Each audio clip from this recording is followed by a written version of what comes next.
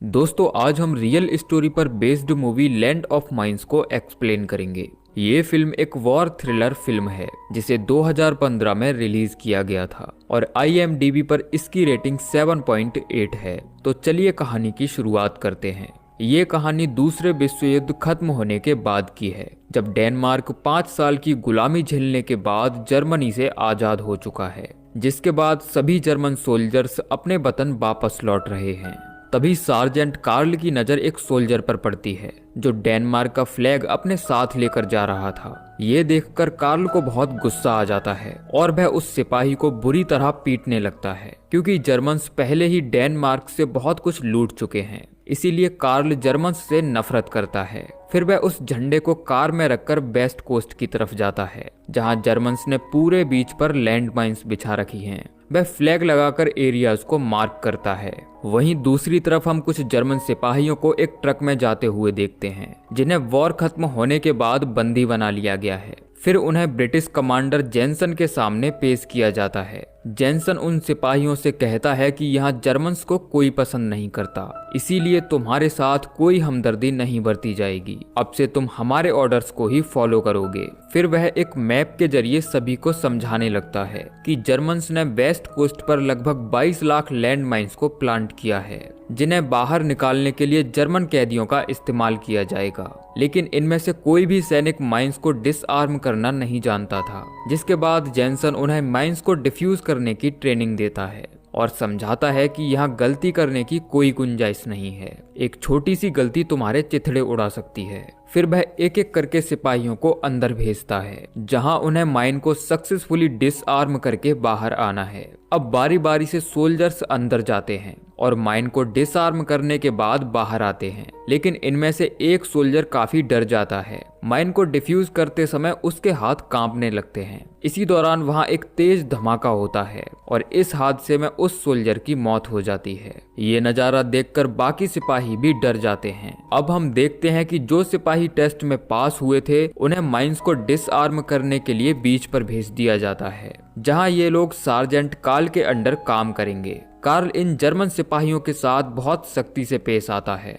इस सैन्य टुकड़ी में 2 जुड़वा भाई भी थे, जिनकी उम्र काफी कम थी, लेकिन कार्ल के दिल में किसी के लिए कोई दया नहीं थी। जिसके बाद कार्ल उन्हें कोस्ट साइड पर लेकर जाता है और बताता है कि जर्मन्स ने इस बीच पर 45,000 माइंस को प्लांट किया है, जिन्हें डिसआर्म करने के बाद बाहर निकालना है। अगर तुम लोग 6 माइंस पर घंटा निकालोगे तो ये बीच 3 महीने में पूरी तरह साफ हो जाएगा, जिसके बाद तुम लोग अपने घर वापस जा सकते हो। साथ ही वह सबको चेतावनी देता है कि अगर किसी ने यहाँ से भागने की कोशिश की तो उसे कड़ी सजा मिलेगी।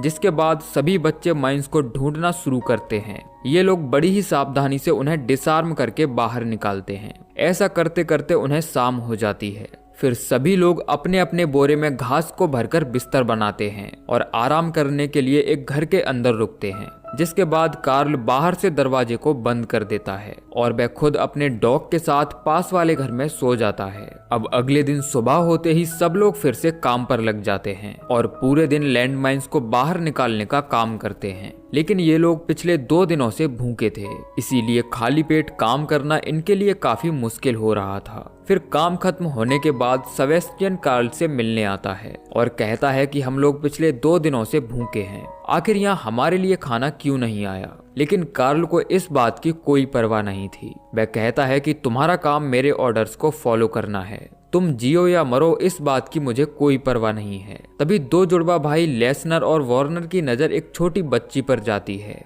जो अपनी डॉल के साथ बाहर खेल रही थी। फिर लेसनर उस बच्ची के पास जाकर साथ खेलने लगता है और बातों ही बातों में उसका खाना चुरा कर ले आता है, जिसे ये दोनों भाई आपस में बांटकर खा लेते हैं। फिर सूरज के ढलते ही कार्ल उन्हें सोने के लिए घर के अंदर भेज देता है। लेकिन कार्ल के जाने के बाद उनमें से एक सैनिक खाने की तलाश में घर से बाहर निकलता है। फिर अगली सुबह जब ये लोग काम पर जाते हैं तो उन जुड़वा भाइयों में से एक की तबीयत खराब हो जाती है। ये लोग कुछ घंटे आराम करने के लिए कार्ल से परमिशन मांगते हैं, लेकिन वह इन्हें डांट कर वापस काम पर भेज देता है। जिसके बाद लेसनर अपने छोटे भाई को अपने पास सुला लेता है और वह खुद उसके हिस्से का काम करता है। लेकिन तभी एक और सिपाही की तबीयत बिगड़ जाती है और वह जिस माइन को डिफ्यूज कर रहा था उसी के ऊपर उल्टी कर देता है, जिसकी वजह से माइन फट जाती है और वह सोल्जर बुरी तरह जख्मी हो जाता है। इस हादसे में उसके दोनों हाथ बेकार हो जाते हैं। फिर सेबेस्टियन और लेसनर उसे उठाकर कार्ल के पास ले जाते हैं। ये सोल्जर चिल्ला चिल्ला कर बस यही कह रहा था कि मुझे अपने घर जाना है, मेरी माँ वहाँ मेरा इंतजार कर रही है। फिर कार्ल उसे नींद का इंजेक्शन देकर इलाज के लिए बेस कैंप भेज देता है। वहीं अब एक एक करके सभी सिपाहियों की तबीयत बिगड़ती जा रही थी।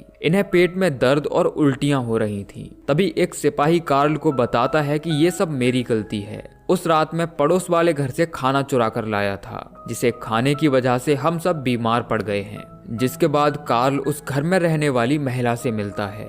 ये महिला बताती है कि मेरे फार्म हाउस में खाने के लिए कुछ भी नहीं है। इन बच्चों ने शायद चूहों को खिलाने वाला खाना खा लिया है, शायद इसीलिए ये सब बीमार पड़ गए हैं। अब सार्जेंट सभी को समंदर का खारा पानी पिलाकर उल्टियां करवाता है, साथ ही उन्हें ताजा पानी से भी नहलाता है। लेकिन सेबेस्टियन ने वह खाना नहीं खाया था, इसीलिए वह बिल्कुल ठीक था। तभी वह कार्ल को लकड़ी से बना हुआ एक जाल दिखाता है, जिसकी मदद से वो लोग माइंस को आसानी से ढूंढ सकते हैं और साथ ही इससे हादसे होने का खतरा भी काफी कम हो जाएगा। लेकिन कार्ल उसकी सराहना करने की बजाय उसे डांटकर अंदर भेज देता है। फिर अगली सुबह उस घायल सोल्जर को देखने वह बेस कैंप जाता है, जहां मौजूद नर्स बताती है कि हम विल्हेम को नहीं बचा पाए, कल रात उसकी मौत हो चुकी है। जिसके बाद कार्ल वहां से कुछ खाना चुराकर अपनी कार में रख लेता है, लेकिन उसका कैप्टन जेनसन उसे ऐसा करते देख लेता है। फिर कार्ल बीच पर पहुंचकर जर्मन्स को खाना देता है, जिसे खाकर सभी बच्चे अपना पेट भरते हैं।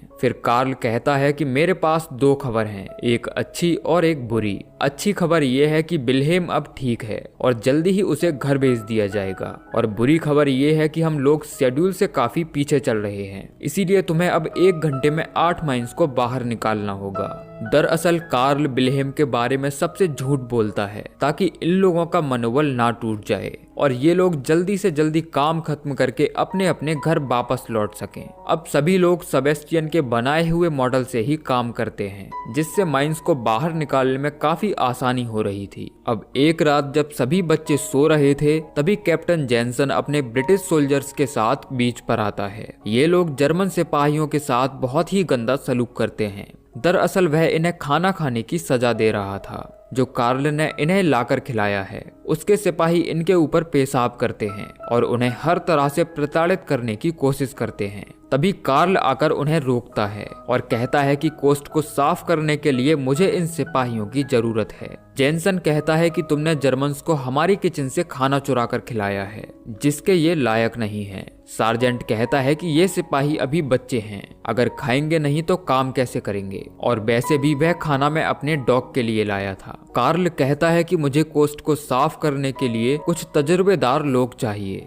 लेकिन जॉनसन का मानना था कि जर्मन्स की फैलाई गंदगी वे खुद ही साफ करेंगे। अब अगले दिन सेबेस्टियन जब माइन को डिसआर्म कर रहा था, तभी वह देखता है कि 2 माइंस आपस में जुड़ी हुई हैं। फिर वह चिल्लाकर अपने बाकी साथियों को बताता है कि माइंस को बाहर मत निकालना, लेकिन तेज हवा चलने की वजह से वर्नर तक उसकी आवाज नहीं पहुंचती। इसीलिए वर्नर माइन को बाहर खींच लेता है, जिसके निकलते ही एक बड़ा धमाका होता है और लेसनर के जुड़वा भाई बर्नर की मौत हो जाती है। अपने भाई को मरता देख लेसनर अपना आपा खो देता है। वह उसे हर जगह ढूंढने की कोशिश करता है, लेकिन धमाके में वर्नर का कहीं नामो निशान नहीं बचा था। फिर बाकी सोल्जर्स उसे कार्ल के पास लेकर जाते हैं, जो उसे नींद का इंजेक्शन लगाकर सुला देता है। लेकिन अपने भाई के मरने से लेसनर को गहरा सदमा पहुंचा था। वह बार बार बीच पर जाकर अपने भाई को ढूंढने की जिद कर रहा था, लेकिन कार्ल जैसे तैसे करके उसे सुला देता है। फिर वह सेबेस्टियन को देखता है जो दूर पहाड़ी पर अकेला बैठा था। कार्ल उसके पास जाता है और बताता है कि मैंने तुम सबसे झूठ बोला था कि विल्हेम जिंदा है। दरअसल उस हादसे में उसकी भी मौत हो चुकी है। सेबेस्टियन कहता है कि मैं ये पहले से जानता हूँ, तुमने हमसे झूठ इसलिए बोला ताकि हम लोग बीच को साफ करके अपने घर वापस जा सकें। वहीं अब कार्ल को भी जर्मन बच्चों से लगाव होने लगा था, इसीलिए वह इन बच्चों को खाना लेने के लिए एक बार फिर बेस कैंप जाता है। इस बार वह अपने साथ एक फुटबॉल भी लाया था, जिसके साथ खेलकर सब लोग खूब मनोरंजन करते हैं। कार्ल भी उनके साथ काफी घुल मिल जाता है, लेकिन लेसनर उनके साथ नहीं खेलता। वह अपने भाई की मौत के बाद ज्यादातर अकेला रहता है। उसी समय यहाँ 2 और नाजी सोल्जर्स आते हैं, जिन्हें जेनसन ने यूनिट ज्वाइन करने के लिए भेजा है। अब जब ये लोग फुटबॉल खेलकर वापस लौट रहे थे, तभी कार्ल अपने हाथ में लगी बॉल को दूर फेंकता है। जब उसका डॉग बॉल लेने जाता है तो अचानक धमाका होता है, जिसमें कार्ल के डॉग की मौत हो जाती है। अपने डॉग की मौत के बाद कार्ल काफी गुस्से में था, क्योंकि जिस एरिया में ब्लास्ट हुआ था, मैप के हिसाब से वह एरिया क्लीन हो चुका था। जिसके बाद वह सभी सिपाहियों को लाइन में खड़ा करता है। उस एरिया की जिम्मेदारी लुडविग की थी। वह कार्ल को यकीन दिलाता है कि उसने माइंस को ठीक से गिना था, लेकिन कार्ल उसकी बातों पर भरोसा नहीं करता। अब वह लुडविग के साथ वैसे ही बिहेव करता है जैसे अपने डॉग के साथ किया करता था। कार्ल कहता है कि मैंने तुम लोगों पर भरोसा करके गलती कर दी। इस बीच को पूरी तरह साफ करने की जिम्मेदारी मेरी है। अगर किसी आम आदमी के साथ ऐसा हादसा हुआ तो मुझे ऊपर जवाब देना होगा। इसीलिए वह माइन क्लियरेंस की पुष्टि के लिए सभी जर्मन्स को बीच पर घुमाता है, ताकि अगर कोई लैंड माइन बची है तो वह अभी ब्लास्ट हो जाए। अब सभी जर्मन्स पूरे बीच पर मार्च करते हैं, लेकिन खुशकिस्मती से यहाँ कोई माइन नहीं बची थी, इसीलिए सभी जर्मन सोल्जर सुरक्षित थे। लेकिन इस डेथ मार्च के बाद हेलमेट काफी गुस्से में था। वह कहता है कि मुझे इन ब्रिटिशर्स पर बिल्कुल भरोसा नहीं है, ये लोग हमें कभी घर नहीं भेजेंगे, इसीलिए हमें यहाँ से भाग जाना चाहिए। फिर सबस्टीन उसे समझाता है कि जब तक हम लोग सभी लैंड माइंस को डिसआर्म नहीं कर लेते, तब तक कार्ल हमें घर नहीं भेजेगा। सबस्टीन कहता है कि अगर तुम यहाँ से भागे तो कार्ल हमें भी मार देगा, इसीलिए सब लोग मिलकर उसे रोक लेते हैं। फिर अगली सुबह हम उस छोटी बच्ची को देखते हैं, जो खेलने के लिए लैंड माइंस वाले एरिया में चली जाती है। फिर उसकी माँ दौड़ते हुए कार्ल के पास जाती है, लेकिन वह यहाँ नहीं होता। जिसके बाद वह जर्मन सिपाहियों को बीच पर लेकर जाती है, जहाँ वह लड़की अपनी डॉल के साथ खेल रही थी। वहीं कार्ल वापस आकर देखता है कि जर्मन्स यहाँ नहीं है। फिर लेसनर उसे बताता है कि वो लोग बीच पर गए हैं, जिसके बाद कार्ल भी वहां पहुंच जाता है। अब सबस्टीन उस बच्ची तक पहुंचने के लिए माइंस को एक एक करके निकालने लगता है। तभी यहाँ लेसनर आता है और वह बिना डरे उस बच्ची की तरफ बढ़ने लगता है। कार्ल उसे रोकने की काफी कोशिश करता है, लेकिन वह उस बच्ची तक पहुंच जाता है। फिर वह उस बच्ची को बातों में उलझाए रखने के लिए उसके साथ खेलने लगता है। उधर सबस्टीन भी माइंस को क्लियर करके उन तक पहुंच गया था। जिसके बाद लेसनर उस बच्ची को गोद में उठाकर सबस्टीन को दे देता है, लेकिन वह खुद वापस नहीं लौटता, क्योंकि अपने भाई को खोने के बाद वह बहुत अकेला हो गया था। इसीलिए वह अब लैंड माइंस वाले एरिया में जाने लगता है। सब लोग उसे रोकने की काफी कोशिश करते हैं, लेकिन वह किसी की भी बात नहीं सुनता। तभी एक तेज धमाके के साथ लेसनर भी इस दुनिया को अलविदा कह देता है। इस घटना के बाद सबस्टीन भी बुरी तरह टूट चुका था। फिर कार्ल उसके पास आता है और उसे हिम्मत बंधाते हुए कहता है कि टीम को तुम्हारी जरूरत है। मुझे यकीन है कि एक दिन तुम लोग जरूर घर पहुंच जाओगे। हालांकि कार्ल खुद भी काफी परेशान रहने लगा था। वह जानता था कि बेशक जर्मनी हमारा दुश्मन रहा है, लेकिन ये सोल्जर्स अभी बच्चे हैं, इन्हें नहीं पता कि ये क्या कर रहे हैं। अब अगले दिन हम 4 बच्चों को बीच साफ करते हुए देखते हैं, जबकि 6 सोल्जर्स माइंस को ट्रक में लोड कर रहे थे। लेकिन ये लोग नहीं जानते थे कि इनमें से एक माइन पूरी तरह डिसआर्म नहीं हुई है। इसी दौरान यहाँ एक बहुत ही बड़ा ब्लास्ट होता है, जिसमें सभी माइंस एक साथ ब्लास्ट हो जाती हैं और 6 जर्मन सोल्जर्स मारे जाते हैं। धमाके की आवाज सुनकर कार्ल और बाकी जर्मन्स ट्रक की तरफ भागते हैं, लेकिन यहाँ किसी भी सोल्जर का नामो निशान नहीं बचा था। जिसके बाद कार्ल उन 4 बच्चों को लेकर वापस आता है। वह नहीं चाहता था कि ये 4 बच्चे भी किसी हादसे का शिकार हो जाएं, इसीलिए वह उन्हें ट्रक में बिठाकर घर भेज देता है। फिर वह जेनसन से मिलने बेस कैंप जाता है और कहता है कि मुझे कुछ एक्सपीरियंस्ड लोगों की जरूरत है। लेकिन जेनसन पहले से ही जानता था कि कार्ल ने बच्चों को वापस भेज दिया है, इसीलिए वह ट्रक रुकवाकर उन्हें वापस बुला लेता है। जेनसन कहता है कि जब तक यहाँ के सभी बीच पूरी तरह साफ नहीं हो जाते, तब तक कोई भी जर्मन अपने घर नहीं जा सकता। कार्ल उसे समझाने की काफी कोशिश करता है कि वो चारों अभी बच्चे हैं, लेकिन जेनसन उसकी कोई बात नहीं सुनता। जिसके बाद कार्ल गुस्से में यहाँ से चला जाता है। वहीं हम 4 बच्चों को देखते हैं, जिन्हें लैंड माइंस निकालने के लिए जेनसन ने फिर से बीच पर भेज दिया है। तभी वहां के ऑफिसर को कार्ल का लेटर मिलता है और वह उन चारों को ट्रक में बिठाकर यहाँ से वापस भेज देता है। फिर कार्ल सबस्टीन, लुडविग, हेलमेट और रॉडलॉफ को ट्रक से नीचे उतारता है और बताता है कि यहाँ से 500 मीटर आगे जर्मनी का बॉर्डर है, जिसे पार करने के बाद तुम लोग आजाद हो जाओगे। जिसके बाद ये चारों बच्चे यहाँ से भाग जाते हैं, जिन्हें घर जाते हुए देख कार्ल को काफी खुशी महसूस हो रही थी। और इसी के साथ ये मूवी एंड हो जाती है।